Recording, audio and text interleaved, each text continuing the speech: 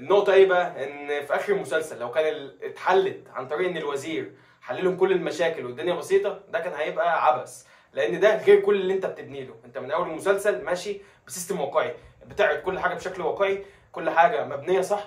مش واقعي خالص ان وزير هيسيب كل مصالحه وهيقعد يتفرج على برنامج يحس ان الناس دي مظلومة فهجيبهم وهعالج لهم مشاكلهم.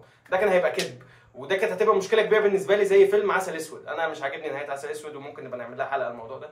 ان انت بتبني طول الفيلم او طول المسلسل لحاجه معينه، وتيجي في الاخر تدمر كل اللي انت بنيته. فالمخرج فلت من النهايه دي، ودي احسن حاجه حصلت. ان الوزير حتى اللي كان ناوي يساعدهم ويطلعهم من كل المشاكل دي، الوزير جاله استقاله في ساعتها. طبعا المسلسل كل شويه بناخد بالنا انه عمال يعلى في الجرأه، ان انت حتى الوزير اللي ساعدهم وقدم لهم المساعده اتشال من منصبه. فده الواقع للاسف. فالجرأة زادت قوي، وربنا يستر علينا احنا كمان. انا خايف فشخ. انا خايف فشخ امي بره لو سمعت اللي بقوله ده، عشان هتمسح الحلقه.